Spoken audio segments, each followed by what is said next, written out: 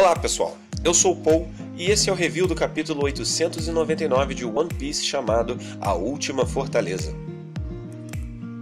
Na primeira página temos a continuação das histórias de capa, apresentando mais um novo membro da tripulação dos Novos Piratas Gigantes sob o comando do nosso sexto capitão da grande frota dos Chapéus de Palha, o gigante Hyruddin. O personagem apresentado é Goldberg, cozinheiro da tripulação, que com uma simples imagem já nos submete a uma série de teorias. A primeira se submete ao nome dele, que já poderíamos dividi-lo da forma Goldberg, assim como nos foi revelado o nome verdadeiro do lendário rei dos piratas Gold Roger. Sei que parece repetitivo, mas já temos conhecimento de um gigante portando o nome de, o Jaguar de Sol, e não descarto a possibilidade de encontrarmos uma conexão entre os dois. A teoria seguinte diz respeito ao formato de seu escudo, o qual aparentemente possui um rosto animado que, caso não seja uma simples arte, poderia também conectar Goldberg com a Big Mom. Apesar de já sabermos que a mesma não tem um relacionamento amigável com os gigantes, sendo assim, não paro de pensar no como ou porquê de Goldberg possuir esse escudo. Mas agora, partindo para o capítulo, vemos Mondor tentando desesperadamente falar com Peros sobre os incidentes envolvendo a Big Mom, Bege e o famoso bolo de casamento. Quem responde é Bavaroz, uma vez que vemos pela primeira vez a gravidade do ferimento que Peros sofreu ao perder o seu braço às custas do sacrifício de Pedro. Porém, ainda assim, o primogênito da família Charlotte assume o telefone e inicia seu relatório informal ao irmão Mondor, dizendo que Bege e Chiffon finalmente deixaram o bolo na ilha Funwari e começa então a transmitir sua preocupação com o possível envenenamento do bolo de casamento. Peros admite que não há mais chance de conseguirem impedir a Big Mom de comer o bolo, e ele acredita fielmente que o bolo está de fato envenenado. Desta forma, ele destaca as 3 possibilidades que decidirão o destino de todos os habitantes de Totoland. A primeira possibilidade está relacionada com a possível morte da Big Mom, o que resultaria no fim dos piratas da Big Mom. Já a segunda descarta a possibilidade de morte em caso do envenenamento não funcionar, porém considera o fato do bolo não ter um sabor agradável, de forma que isso não impediria a fúria dela, que certamente destruiria o país inteiro diante do seu desejo insaciado.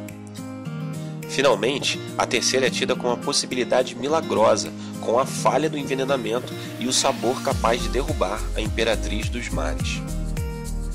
É importante destacar que, apesar de sabermos que o bolo não está envenenado e é muito provável que Big Mom de fato caia com o sabor do mesmo, a família Charlotte jamais admitiria que não houve uma tentativa de envenenamento por parte dos Chapéus de Palha.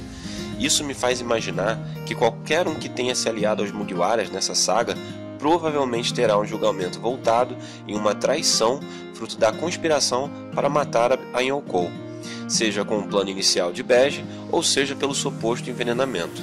Sendo assim, ainda fico bastante curioso para saber qual será o destino de personagens que ficarão a princípio sem ter onde ir, como Purim e Peckles.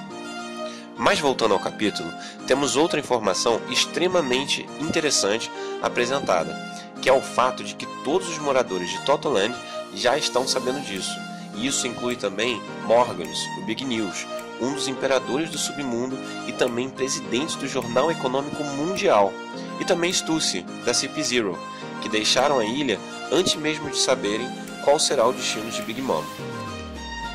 Mondor imediatamente já comanda que capturem ambos, pois sabe o impacto que terá no mundo de One Piece informações valiosas como a queda de 2 generais da doçura, o sabotamento da festa de chá e uma possível fuga dos Chapéus de Palha caso eles não sejam capturados e entregues à marinha. Em seguida, Oda faz um breve recorte em diversas ilhas de Totoland, mostrando o impacto que essas notícias já estão gerando para os moradores do país. Na cidade de Amendoim, por exemplo, os moradores reclamam sobre o preço que pagam com suas expectativas de vida em troca da segurança de morar em um local protegido por uma Yonkou. Porém, isso não é o que tem acontecido. O cenário é outro, em que a própria Big Mom está destruindo sua nação. Ainda podemos ver Charlotte e Amande ouvindo tudo isso em silêncio em meio à multidão. Já nas cidades Feijão, Mesa e Sorvete, vemos lamentos sobre a perda do bolo de casamento e inclusive planejamentos de fuga do país. Na cidade fofinha da ilha Funwari, cuja chanceler é a queridíssima Lady Chiffon, vemos o desespero de muitos moradores misturado com as acusações de traição à família, o que não deixa de ser verdade. Chiffon se mantém estática sobre o bolo de casamento, enquanto Beige é alerta para fugir enquanto há tempo. Porém, ela acredita demais no poder do sabor do bolo, enaltecendo as habilidades culinárias do Sanji, que superam qualquer chefe de Toadland. Mas não é somente Chiffon que demonstra admiração pelo chapéu de palha. Beige também está torcendo por eles, de forma que não os perdoariam caso não conseguissem sair da ilha. Então vemos mais uma vez Big Mom, com sua aparência extremamente magra, salivando para comer o bolo de casamento. Porém isto está guardado para o capítulo Centenário 900. Finalmente na Ilha Cacau, podemos ver como está a tripulação do Chapéu de Palha. Luffy e Sanji conseguem com sucesso entrar no Sunny e já são recepcionados com bastante alegria pelos companheiros, incluindo Carrot, que demonstra seu carinho mordendo a orelha de Luffy. Chopper imediatamente começa a tratar os ferimentos de seu capitão, enquanto Sanji mantém a postura apesar de seu ferimento devido ao tiro que tomou enquanto salvava Luffy. Então os Smooth continuam perseguindo os mesmos, desferindo golpes que finalmente atingiram o barco. Daí temos a revelação de outro apoio para eles, e neste caso é extremamente surpreendente, pois até mesmo Vinsmoke Judge, pai de Sanji, resolveu ajudá-los cobrindo a retaguarda. Com uma troca de olhares fixos entre Sanji e seu pai, Judge começa a questionar Luffy sobre sua atitude suicida de invadir o território de uma Yonkou para recuperar um companheiro que para ele é um fracasso. Porém, essa cena dramática acaba tornando-se cômica, devido ao fato de que todas as características de Sanji, que são consideradas um erro para seu pai, são interpretadas como qualidades para Luffy, fazendo o mesmo até agradecer Judge pelo que foi dito. Em seguida, temos uma visão panorâmica dessa perseguição naval sobre o Sunny, o qual encontram-se encurralados por todos os lados, ficando inclusive no alcance dos canhões. Mas o capítulo tinha que deixar Sanji brilhar, que pula para o cesto da Gávea onde estava Carrot, correndo perigo com um ataque surpresa pelo gênio de Daifuku.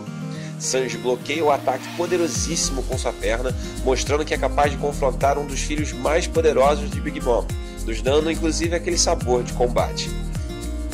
À medida que os barcos de Big Mom se aproximam, até mesmo Jinbe demonstra desespero. Até que então, temos a aparição de Wada Tsuki roubando a cena juntamente com os Piratas do Sol, que declararam ainda ser subordinados de Jinbe enquanto ele estiver no território da Big Mom. Essa é apenas mais uma das confirmações que Jinbe como 10º tripulante dos Chapéus de Palha, uma vez que até mesmo seus subordinados, ou melhor, ex-subordinados, já entenderam o real desejo de Jinbe. Se você gostou desse vídeo, dá o like, assina e curta o nosso canal. Valeu!